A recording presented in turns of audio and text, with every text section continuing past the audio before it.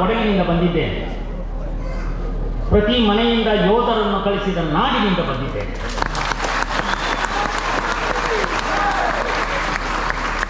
ನನ್ನ 3 ಸಹೋದರರು, ನಾವು 5 ಜನ ಅಣ್ಣ ತಮ್ಮಂದಿರು, 3 ಸಹೋದರರಲ್ಲಿ 5 ಜನರಲ್ಲಿ 3 ಸಹೋದರರು ಆರ್ಮಿಯಲ್ಲಿ ಇರುವವರು ಹೇಳುವ ಹೆಮ್ಮೆಯಿಂದ ದೇವಿಂ ರಾಮಕೃಷ್ಣಂ ಜಗದ್ಗುರು ಪಾದಪದ್ಮೇ ತಯೋರ್ಷಿತ್ವಾ ಪ್ರಣಮಾಮಿರ್ಮೂರ್ಮುಹು ರತ್ನಾಕರಾಧೌತಪದಾಂ ಹಿಮಾಲಯ ಕಿರೀಟಿನೀಂ ಬ್ರಹ್ಮರಾಜಶಿರತ್ನಾಡ್ಯಾಂ ವಂದೇ ಭಾರತ ಮಾತಾ.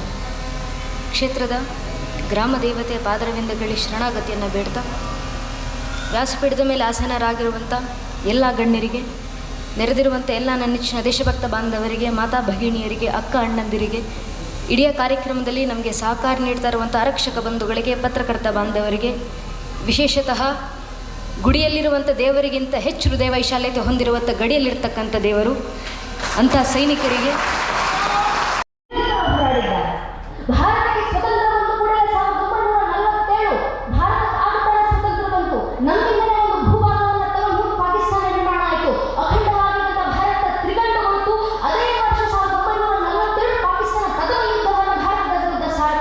ನಮ್ಮ ಸೈನಿಕರು ಒಂದೊಂದು ಇಂಚು ಕಾಪಾಡಿಕೊಳ್ಳುತ್ತ ಪಾಕಿಸ್ತಾನಿಯನ್ನ ಯುದ್ಧದಲ್ಲಿ ಮೆಟ್ಟು ಹಾಕಿದ್ರು.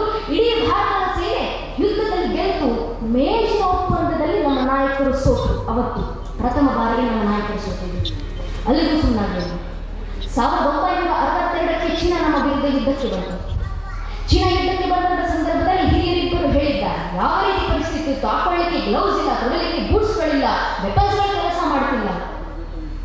ಯುದ್ಧ ಸೋತಿದ್ದು ನಮ್ಮ ಸೈನಿಕರಲ್ಲ, ನಮ್ಮ ಸೈನಿಕರು ಯುದ್ಧವನ್ನ ಯಾವ ರೀತಿ ಮಾಡಿದ್ದಾರೆ, ಚೀನಿ ಸೈನಿಕರ ವಿರುದ್ಧವಾಗಿ ಅವರು ತೋರಿದಂತ ಪ್ರತಿರೋಧ ಮಟ್ಟಕ್ಕಿತ್ತು. The kind of resistance. ಒಬ್ಬ ಸೈನಿಕ ಸಾಕಲ್ಲ, ಒಬ್ಬ ಸೈನಿಕ rifleman Jaswant Singh Rawat Nuran post ನಲ್ಲಿ ಒಬ್ಬ ನಿಂತಿದ್ದಾನೆ. ಎದುರುಗಡೆಯಿಂದ ಚೀನಿ ಸೈನಿಕರ ದಂಡು ಎದುರಿಗೆ ಬರ್ತಿದೆ. ಮೇಲ್ ಆಫೀಸರ್ಸ್ ಗಳಿಗೆ ಈ ವಿಷಯವನ್ನು ಕಲ್ಪಿಸ್ತಾರೆ. ಸರ್, ಇಲ್ಲೊಂದು ಓಪನಿಂಗ್ ಸೃಷ್ಟಿ ಆಗ್ತಿದೆ, ಇಲ್ಲಿ ನನ್ನ ಜೊತೆ ಯಾವ ಸೈನಿಕರು ಇಲ್ಲ, ಎದುರುಗಡೆಯಿಂದ ಚೀನಿ ಸೈನಿಕರ ದಂಡು ಎದುರಿಗೆ ಬರ್ತಿದೆ, ಜನರನ್ನ ಕಳಿಸಿ. ಮೇಲಧಿಕಾರಿಗಳು ಉತ್ತರ ಕೊಡ್ತಾರೆ, ಅಪ್ಪ ನಮ್ಮ ಹತ್ರ ಕಳಿಸ್ಲಿಕ್ಕೆ ಜನರು ಇಲ್ಲ, ಯುದ್ಧ ಮಾಡ್ಲಿಕ್ಕೆ ಆಯುಧಗಳು ಇಲ್ಲ, ಪೋಸ್ಟ್ ಬಿಟ್ಬಿಟ್ಟು ವಾಪಸ್ ಬಾ, ಒಂದು ಗಡಿತಾನೆ ಹೋದ್ರೆ ಯಾಕೆ ಹೇಳೋದು. ಜಸ್ವಂತ್ ಸಿಂಗ್ ರಾವತ್ ಮೇಲಧಿಕಾರಿಗಳಿಗೆ ಉತ್ತರ ಕೊಡ್ತಾರೆ, ನೋ ಸಾಬ್, ಬರೋದಿಲ್ಲ. ಮೇನೆ ನಮಕ್ಕಿ ಕಸಕ್ಕಾಯೆ, ಈ ಮಣ್ಣನ್ನ ಮುಟ್ಟಿ ಈ ಮಣ್ಣಿನ ಅನ್ನವನ್ನ ಹಿಡಿದು ಉಪ್ಪನ್ನ ತಿಂದಿದ್ದೀನಿ ನಾನು, ಈ ಮಣ್ಣಿಗೆ ದ್ವೇಷ ಬರೆಯುವಂತಿಲ್ಲ, ಈ ಮಣ್ಣಿಗೋಸ್ಕರ ಹೋರಾಡ್ತೀನಿ, ಸತ್ರೆ ಇದೇ ಪೋಸ್ಟ್ನಲ್ಲಿ ಸಾಯ್ತೀನಿ, ಬದುಕಿ ಉಳಿಸ್ಕೊಂಡು ಬರ್ತೀನಿ, ವಾಪಸ್ ಅಂತ ಹಿಂತಿರುಗಿ ಬರೋದಿಲ್ಲ. ಹೇಳಿದ್ದನ್ನು ನೆರವೇರಿಸಿದ್ರು. ಒಬ್ಬ ಜಸ್ವಂತ್ ಸಿಂಗ್ ರಾವತ್ ಒಂದು ಗುಡ್ಡಕ್ಕೆ ಹೋಗ್ತಾರೆ, ಗುಡ್ಡದಿಂದ ಫೈರಿಂಗ್ ಮಾಡ್ತಾರೆ, ಅಲ್ಲಿಂದ ಮತ್ತೊಂದು ಶಿಖರಕ್ಕೆ ಬರ್ತಾರೆ, ಆ ಶಿಖರದಲ್ಲಿ ಮತ್ತೆ ಫೈರಿಂಗ್ ಮಾಡ್ತಾರೆ. ಒಂದು ಪೀಕಿನಿಂದ ಇನ್ನೊಂದು ಪೀಕಿಗೆ ಓಡಾಡ್ತಾ ಯುದ್ಧ ಮಾಡ್ತಿರ್ಬೇಕಾದ್ರೆ ಇಬ್ಬರು ಕುರಿ ಕಾಯುವಂತ ಹೆಣ್ಣು ಮಕ್ಕಳು, ಶೈಲಾ ಮತ್ತೆ ನೂರು ಎಂಬ ಪುಟ್ಟ ಪುಟ್ಟ ಲಂಗಾದಲ್ಲಿ ಕೊಟ್ಟಿದ್ದಂತ ಹೆಣ್ಣು ಮಕ್ಕಳು ಬಂದು ನೋಡ್ತಾರೆ. ಯಾರೋ ಒಬ್ಬ ಭಾರತದ ಜವಾನ ಆ ಗುಡ್ಡದಿಂದ ಈ ಗುಡ್ಡಕ್ಕೆ ಓಡ್ತಾ ಫೈರಿಂಗ್ ಮಾಡ್ತಿದ್ದಾನೆ, ಅವರಿಗೆ ಸಹಾಯಕ್ಕೆ ಯಾರು ಇಲ್ಲ. ಆ ಇಬ್ಬರು ಹೆಣ್ಣು ಮಕ್ಕಳು ಸಜ್ಜಾಗ್ತಾರೆ. ಸತ್ತು ಬಿದ್ದಂತ ಸೈನಿಕರ ಹತ್ರ ಇದ್ದಂತ ಬುಲೆಟ್ಸ್ಗಳು, ಅವರ ವೆಪನ್ಸ್ಗಳನ್ನ ಎತ್ಕೊಂಡು ಬಂದು ಈ ಜವಾನನಿಗೆ ಕೊಟ್ಟಿಗೆ ಶುರು ಮಾಡ್ತಾರೆ.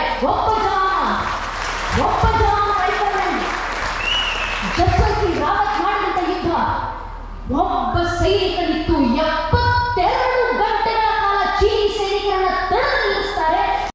ಹಾಗೂ ಶ್ರೀ ಗೋಪಾಲ್ ಅವರು.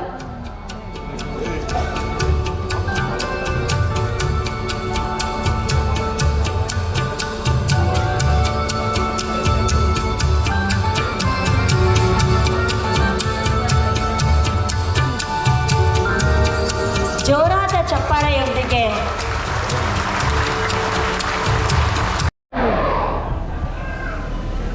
ಅತ್ಯಂತ ಶ್ರದ್ಧಾ ಭಕ್ತಿಯಿಂದ, ಭಾವಭಕ್ತಿಯಿಂದ, ಹೃದಯಪೂರ್ವಕವಾಗಿ ಭಾರತಾಂಬೆಗೆ ವಿಶಿಷ್ಟ ರೀತಿಯಲ್ಲಿ ಪೂಜಾ ಕೈಂಕರ್ಯವನ್ನು ನಡೆಸಿಕೊಟ್ಟಂತಹ ಪವನ್ ಮತ್ತು ತಂಡದವರಿಗೆ ಹೃತ್ಪೂರ್ವಕವಾದ ಧನ್ಯವಾದಗಳು. ಜೊತೆಗೆ ಈ ಕಾರ್ಯದಲ್ಲಿ ಭಾಗಿಯಾಗಿ